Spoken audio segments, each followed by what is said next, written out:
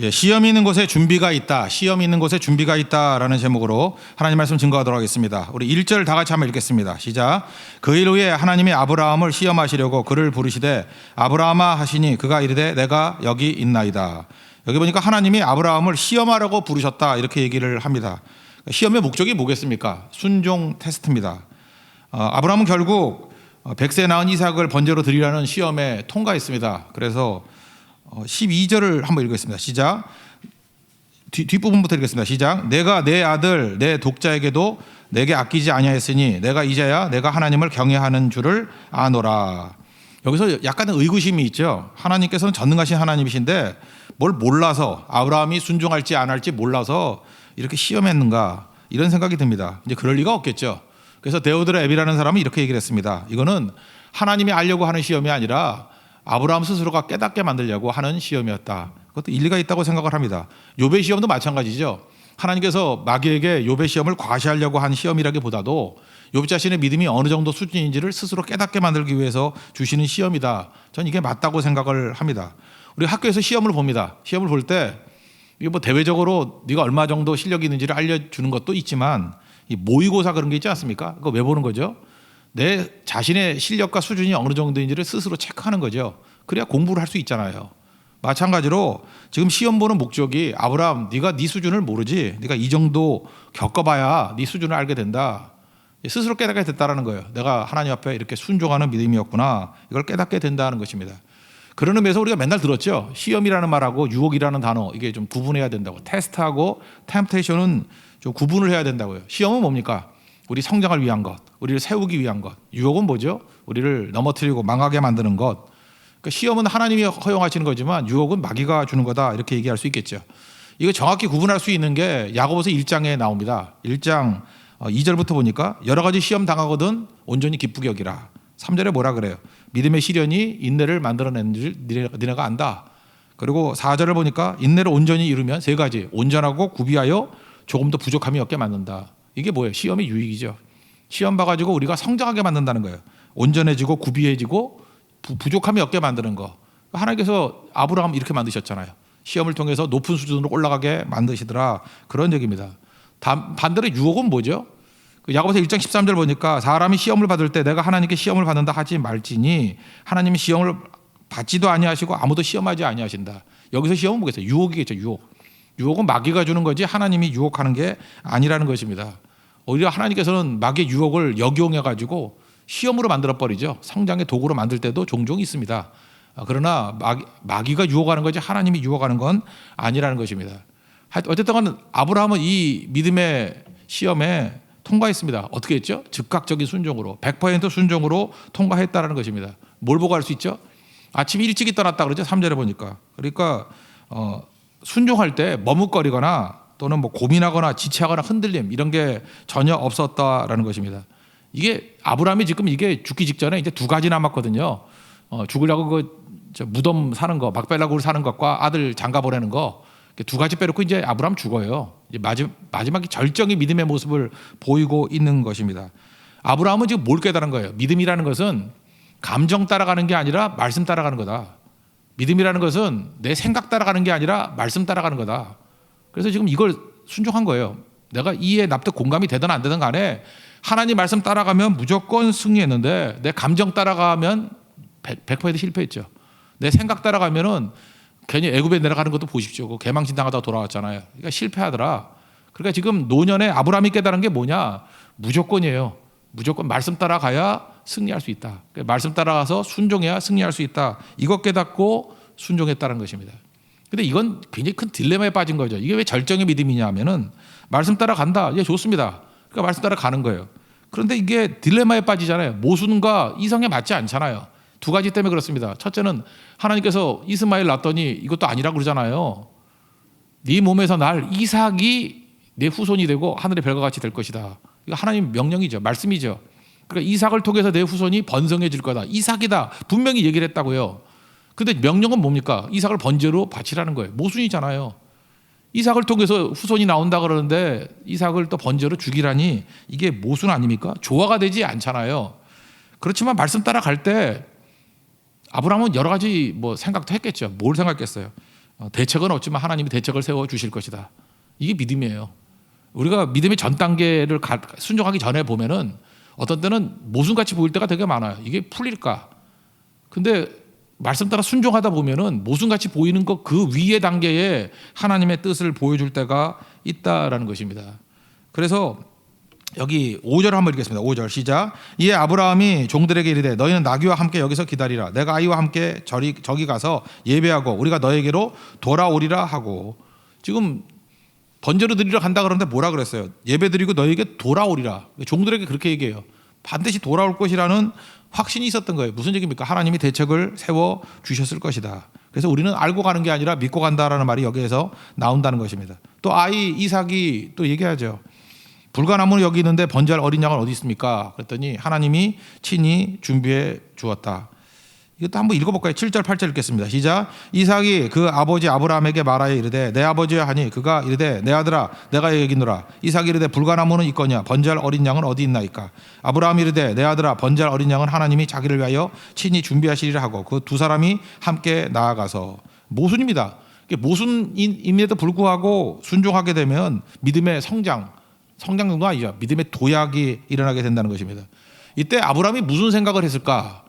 이 아브라함의 생각에 대한 해석이 믿음장이라고 얘기하는 히브리서 11장에 나오거든요. 거기 17, 18, 19절에 보면은 이때 아브라함의 행동과 헷갈림과 그 다음에 아브라함이 예상했던 것들, 이런 것들을 말하고 있습니다. 히브리서 11장 17절 보니까 아브라함은 시험을 받을 때 믿음으로 이삭을 드렸으니 그는 약속들을 받은 자로되 그 외아들을 드렸느니라. 그에게 이미 말씀하시기를 내 자손이라 칭할 자는 이삭으로 말미암으리라 하셨으니. 그러니까 여기서 모순을 겠다는 거예요. 네 후손은 내 자손이라 하면 이삭으로 말미암는 후손이다. 근데 이삭을 드리라 그랬다라는 거예요. 지금 모순 헷갈린다 그 얘기 아니에요? 그때 19절 이렇게 풀었다라는 거예요. 그가 하나님이 능히 이삭을 죽은 자 가운데서 다시 살리실 줄로 생각한지라. 비유컨대 그를 죽은 자 가운데서 도로 받은 것이니라. 뭘 생각했다는 거예요? 내가 죽인다 할지라도 하나님이 전능하신 하나님이니까 다시 살리겠지라고 하는 부활신앙을 갖게 되었다라고 히브리 기자는 지금 해석을 하고 있습니다. 그러니까 뭐예요? 우리가 모순같이 보이는 일들도 말씀대로 순종하다 보면은 그 당시 수준에선 도저히 이해를 못할, 즉 예수님 오시기도 전이잖아요. 그런데 예수님의 십자가와 그 이후의 부활까지도 예상하게 되는 이런 믿음을 갖게 되었다는 것입니다. 그래서 감당치 못할 시험이 사실은 우리에게는 엄청난 믿음의 도약을 만들어 준다는 것입니다. 여러분 삶 가운데 지금도 순종하기 힘든 일들이 있죠. 모순같이 보이고 너무 벅차 보이고. 그렇지만 말씀 따라 가십시오. 그러면 하나님께서 여러분의 삶을 뒤집어 주실 것입니다. 하나님은 뒤집기의 명수고 역전의 명수라는 것입니다. 여기서 여호와 이레라는 말이 나오죠. 하나님이 그 순양 걸리게 만들어서 이렇게 대신 아들 대신에 드리게 만들지 않습니까? 원래 이레라는 말의 원뜻은 보다라는 뜻이에요. 보다.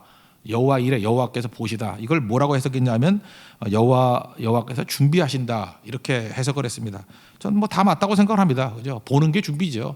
그러니까 여호와께서 보신다, 미리 보신다. 그러니까 우리가 모든 시험 가운데 순종하게 되면 그 다음 일들 다 보신다는 거예요. 그게 바로 뭐예요? 하나님께서 준비해 주신다, 그런 얘기죠. 13, 14절 읽겠습니다. 시작. 아브라함이 눈을 들어 살펴본즉 한 순양이 뒤에 있는데 뿔이 수풀에 걸려 있는지라. 아브라함이 가서 그 순양을 가져다가 아들을 대신하여 번제로 드렸더라. 아브라함이 그 땅 이름을 여호와 이레라 하였으므로 오늘날까지 사람들이 이르기를 여호와의 산에서 준비되리라 하더라. 여기서 중요한 포인트가 하나 나오는 거예요. 그게 바로 뭐냐? 우리의 삶 가운데 시험이 임하죠. 시험이 임하는 곳에 반드시 하나님의 준비가 있다는 것입니다. 여러분 믿습니까? 준비가 있다라는 거예요. 그러므로 시험이 뜨면 나는 시험만 보잖아요. 하나님의 준비도 뜨고 있다는 것을 반드시 봐야 된다는 것입니다. 하나님은 우리의 모든 것을 다 미리 보고 계시는 거예요. 그리고 준비하고 계신다는 것입니다. 그러므로 우리가 순종만 하면 돼요. 그러면 하나님의 준비하신 것들을 체험하게 된다는 것입니다. 그 앞장에 보면은 하갈 쫓아내는 거 나오죠. 하나님이 쫓아내라 그러잖아요. 하갈.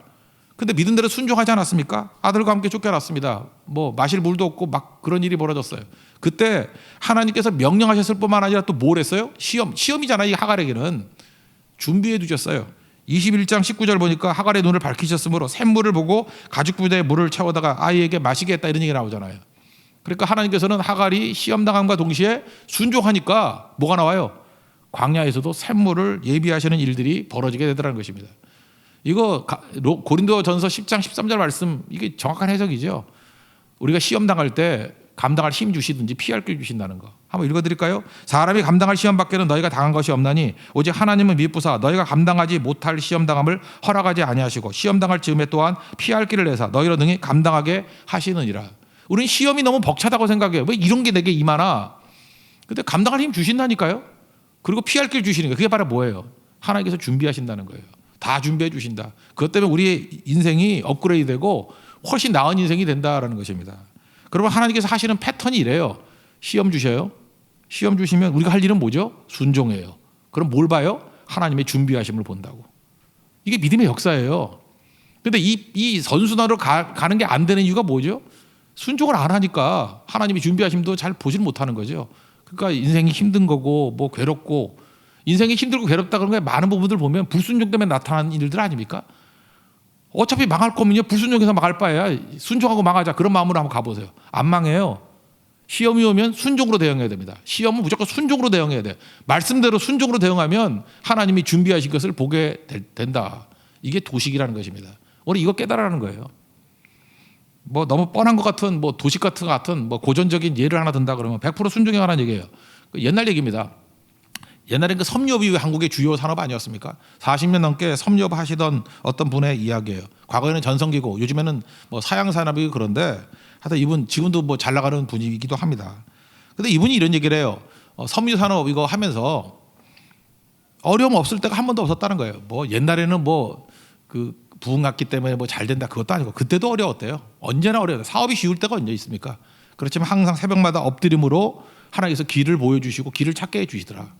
예수님이 그랬잖아요. 나는 길이요 진리요 생명이라고. 길 방법 가르쳐 주시고 진리가 뭐예요? 빛을 비춰주시고 생명이 뭐예요? 힘 주신다는 거, 에너지 주신다는 거.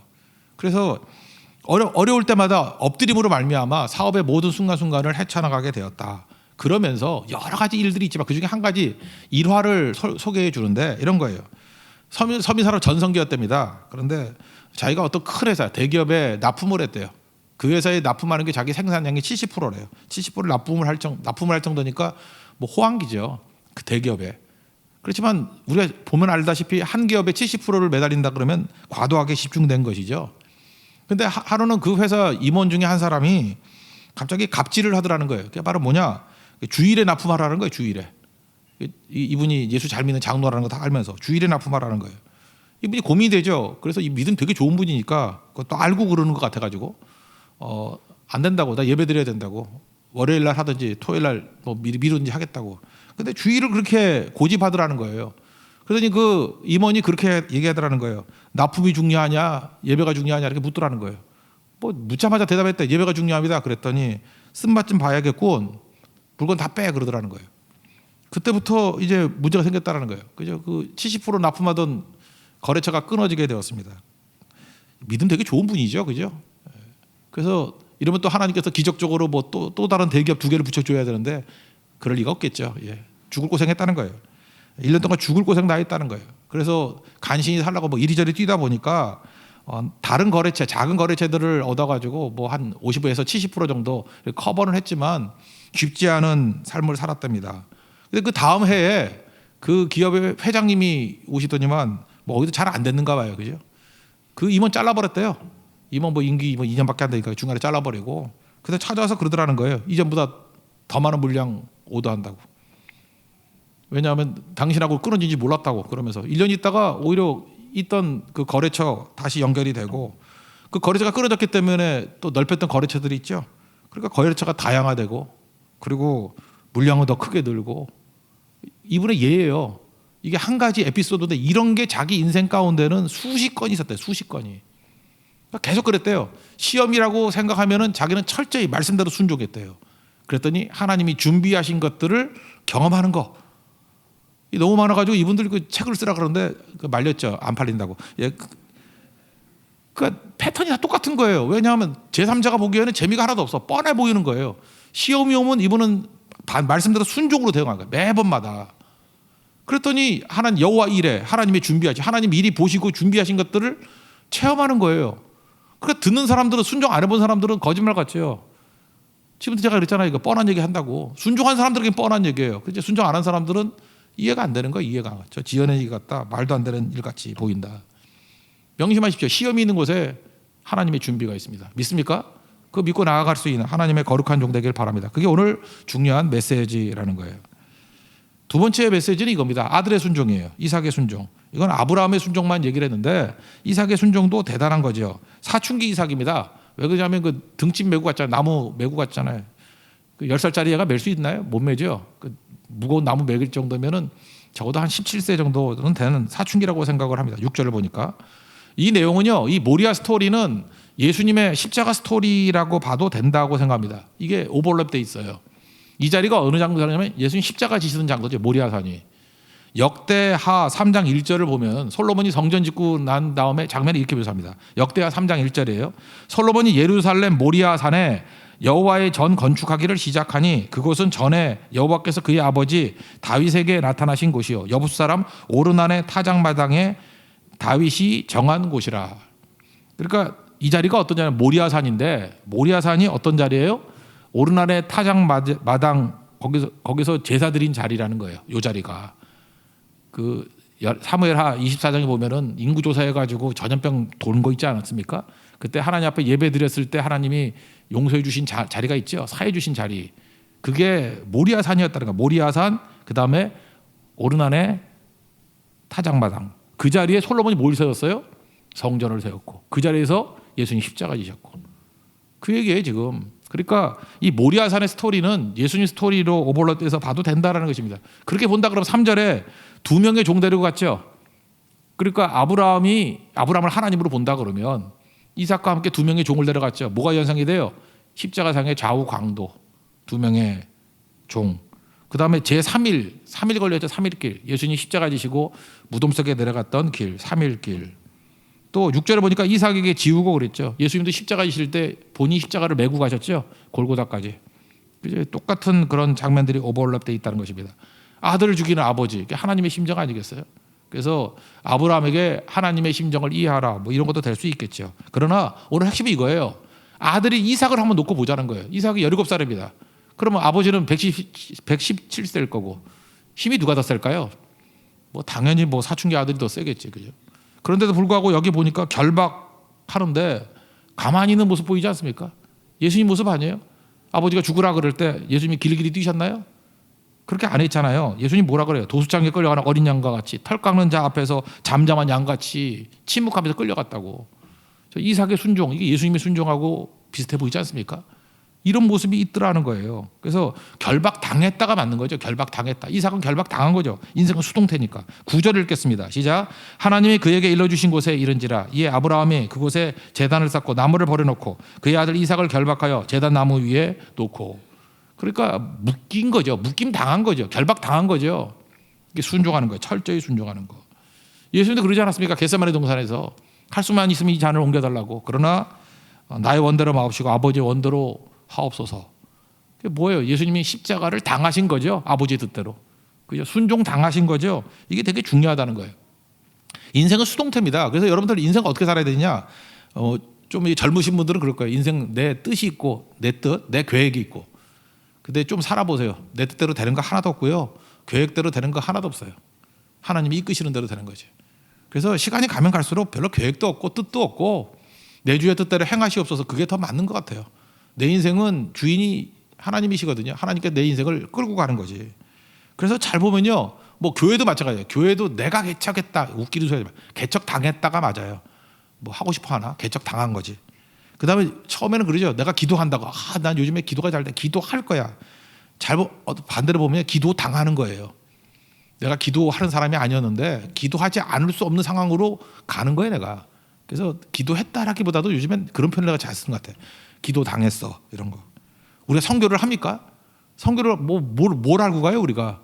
이상하게 하나님께서 다리를 놓고 연결시켜 가지고 가지 않으면 안 될 수밖에 없는 상황을 만드세요. 그래서 사절에도 없는 말이지만 선교 당했어요 우리는. 선교 당하는 거죠. 모든 종교는 자기 성취에 초점을 두고 있지만 기독교만은 자기 부인에 초점을 두고 있어요. 내가 부인되면 부인될수록 내가 죽으면 죽을수록 내 안에서 하나님께서 하나님의 뜻 가운데 이끌어 가시니까 나는 당했다고 느끼지만 당할 때 최고의 인물이 된다는 거예요. 당할 때. 이삭도 결박 당할 때 최고의 인물이 된 거예요. 예수님도 결박 당할 때 최고의 능력의 역사가 나타나서 죄악의 모든 세력들을 다 물리치지 않았습니까? 갈라디아 2장 20절이 뭐예요? 그리스도 안에 그리스도와 함께 십자가에 못 박혔다고. 이제는 내가 사는 것 아니야. Not I but Christ lives in me. 내 안에서 그리스도께서 사신 것이다. 그때 제일 강한 능력이 임하게 된다라는 것입니다. 그러므로 우리도 잊지 마십시오. 하나님 앞에서 이 아들의 순종, 예수님의 순종, 이삭의 순종과 같이 우리도 하나님의 말씀 앞에 순종 좀 당하는 인생이 되십시오. 그때 베스트 인생이 될 수 있다라는 것입니다. 여기 마지막에 축복이 나오는데 이렇게 순종 당하니까, 결박 당하니까 복 준다, 번성하게 된다. 이거 맨날 하시던 약속이었죠. 하나 더. 내 씨가 누구예요? 궁극적으로 예수님이고 짧게는 이삭이죠. 또 짧게는 우리죠. 순종 당한 백성들, 대적의 성문을 차지하리라 이렇게 얘기합니다. 대적의 성문이 뭐겠어요? 마귀를 멸하리라. 17, 18절 읽겠습니다. 시작. 내가 내게 큰 복을 주고 내 씨가 크게 번성하여 하늘의 별과 같고 바닷가의 모래 같게 하리니 내 씨가 그 대적의 성문을 차지하리라. 또 내 씨로 말미암아 천하 만민이 복을 받으리니 이는 내가 나의 말을 준행하였음이라 하셨다 하라. 여러분 인생 어떻게 살아야 되겠습니까? 말씀에 좀 당하는 인생을 사십시오. 내 뜻대로 살지 말고, 야, 내가 오늘도 내가 내 뜻대로 뭘 하려고 그러다가 말씀에 당했어. 말씀에 당한 거예요. 말씀대로 내가 순종한 거예요. 나도 모르게. 내가 오늘 뭐 놀러 가려고 내 뜻이 있었는데 또 성교에 당했어. 하나님 말씀에 이끌려가는 거예요. 말씀에 이기지 못하는 인생. 자꾸 말씀에 이기려고 그러지 말고 말씀에 좀 지십시오. 지는 인생이 되는 거예요. 하나님께 잠깐 이기려고 그러지 말고 하나님께 지는 인생. 나중에 야복강가에서 야곱도 하나님한테 진지까 그게 이긴 거다 그러잖아요. 이스라엘 그게 뭐예요? 하나님과 겨루어 이겼다는데 그 이긴 거예요? 실제로 졌잖아요. 하나님을 굴복하면서 축복해 주세요, 은혜 주세요. 졌잖아요. 자기가 지고 나니까 하나님이 그게 이긴 거야 그러잖아요. 오늘도 우리가 똑같은 말씀이라는 거예요. 이게 순종에 져버렸잖아요. 순종에 당해버렸잖아요. 이삭이 그게 이긴 거라고. 예수님도 자기 뜻은 너무 힘들어가지고 이 잔을 웬만하면 좀 피하게 해주세요. 졌잖아요. 근데 아버지 뜻을 하게 해달라고. 그게 승리라고. 대적의 문을 무너뜨리는 능력이 임하게 된다라는 것입니다. 그래서 어떻게 살아야 되겠느냐? 여러분 하나님 말씀에 지는 인생 사십시오. 말씀에 당하는 인생 사십시오. 순종에 당하는 인생. 그게 제대로 사는 인생이라는 것입니다.